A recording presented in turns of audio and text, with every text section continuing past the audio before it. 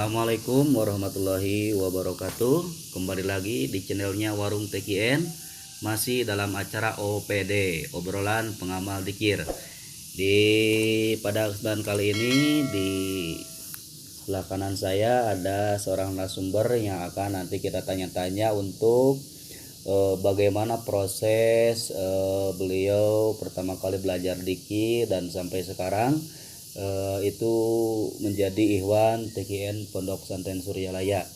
Kita boleh sapa dulu di teman-teman kita yang di luar sana. Assalamualaikum warahmatullahi wabarakatuh. Waalaikumsalam warahmatullahi Apa wabarakatuh. kabar Iwan Ahwat semuanya dimanapun kita berada. Semoga kita senantiasa berada dalam ridhonya Allah. Iya, di Ikhwan di luar sana mungkin banyak yang bertanya-tanya bagaimana mungkin banyak proses yang bisa terjadi, bagaimana asal muasalnya atau awalnya bisa mengamalkan dikir dari TKN Pondok Pesantren Suryalaya. Bisa diceritakan bagaimana prosesnya? Ya, awal mulanya sih saya waktu kelas 3 aliyah. Aliyah ya. Ya, kelas 3 aliyah. Waktu itu saya broken home sama broken heart. Iya, hati. masalah di rumah sama masalah hati. Ya. Nah, ketika itu saya mengamalkan apa saja yang telah disampaikan oleh mendengar ceramah-ceramah, mulai dari Ustadz Abdul Somad, Ustadz Hanan Ataki. Kemudian ada aplikasi yang di sana tercantum manakib. Manakibnya bahasa Indonesia Di Play Store ya? Ya, dari Play Store. Kemudian saya baca-baca tentang Syekh Abdul Qadir. Nah, ketika itu saya mengamalkan apa saja yang disampaikan seperti oleh Abdul Somad, mulai dari istighfar, sholawat.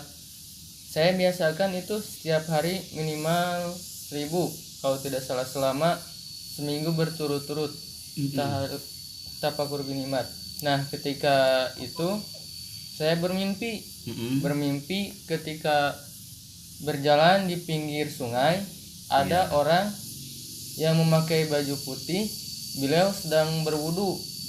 Nah, setelah itu kemudian saya mengikuti singkat cerita, saya mengikuti kegiatan pramuka di Cimaskara, di daerah Cianjur ya, masih Cianjur Selatan, Desa Cimaskara ya. Ada seorang Ikhwan yang sudah lama mengamalkan. Kemudian saya bertanya kepada Ikhwan tersebut, ngobrol-ngobrol bertanya tentang mimpi tersebut. Apa sih maksudnya mimpi dari yang saya impikan tersebut? Kemudian Ikhwan tersebut menjawab, oh, kita itu harus belajar membersihkan hati, karena bukan hanya dohir saja yang harus disucikan, gitu katanya. Nah, setelah itu berjumpa dengan Ikhwan lagi yang dari Pasir Kaming, namanya Mang Atta, Mang Atta ya. Mang Atta mengamalkan dikir di rumah saya, mengamalkan dikir TKN. Saya lihat-lihat buku tentang Uqudul Jumat, tentang amaliyah itu, tentang amaliyah. Kemudian saya semakin tertarik dan dibawa manakiban ke sini oleh Mang Atta. Ya, pertama kali mengenal manakiban yang dari Suryalaya itu di Pondok Pesantren Al-Hidayah. Oh, gitu. Mulai mengenal manakiban Pondok Pesantren Suryalaya. Setelah itu saya bermimpi, beberapa bulan kemudian saya bermimpi lagi, ada orang yang berkata dalam mimpi saya, sebutkan lafaz la ilaha illallah. Kemudian saya bertanya kepada sesepuh pondok pesantren di sini, apa maksud dari mimpi tersebut? Nah, setelah itu beliau tidak banyak bicara, langsung saja berangkat ke sana, ke Iskandar Kadupana, talqin dikir. Talqin dikir. Belajar dikir. Ternyata ketika waktu itu apa yang saya impikan, apa yang saya alami setelah talqin dikir hampir sama gitu dengan apa yang diimpikan itu. Berarti rasanya hidayah itu. Jadi semua ikhwan di sini itu banyak ceritanya, banyak pengalamannya bagaimana asalnya bisa menerima talqin dzikir dan bisa belajar mengamalkan dzikir itu ceritanya banyak ya. Ya. Ya, silakan bisa dilanjutkan.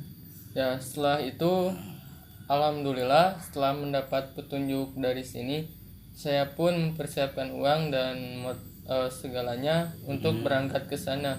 Nah, ketika dalam perjalanan, yang anehnya ketika itu waktu di Batu Piring, motor saya mati. Ya, ketika sama Iwan, motor saya mati. Namun alhamdulillah rantainya putus, tapi tidak jatuh, motornya tetap saja Tetap aja terus Ya, berjalan sampai ke sampai tempat, ke ujung. iya sampai ke Ya. tempat untuk ditalqin itu ya. Ya, Itu banyak perjuangan Berjuang. seperti itu ya, harus Ya. ada perjuangan semua ya. setelah itu saya alhamdulillah talqin pertama sama Ustadz Hadin. Dibawa sama Ustadz Hadin Ya, ke sana. waktu talqin kedua karena saya lupa yang dikir hopinya. Ya, Ketika bertanya kepada Iwan, bagaimana dikir hopinya? Ditalqin lagi Iya, berarti. berarti ya, harus boleh ditalqin lagi itu. Karena tidak boleh Makanya, diucapkan. Ketika kita ditalqin dzikir itu harus betul-betul diperhatikan. Ya. Kata-katanya apa yang disampaikan oleh wakil talqin itu supaya tidak salah paham gitu Ya, ya. supaya tidak Ya, salah. tahun berapa pertama kali mengamalkan dzikir itu? 2019. 2019 ya, kebanyakan 2019 ya. 2019 Dan akhir. apa yang menjadi keyakinan yang kuat untuk bisa mengamalkan dzikir dari Taqiyyan Suryalaya ini? Keyakinan yang kuat sih sinkronisasi antara mimpi saya dengan kenyataan. Jadi Apa yang telah saya rasakan iya di yang sudah mimpi di mimpi dan dengan waktu talqin dzikir itu sama persis. iya.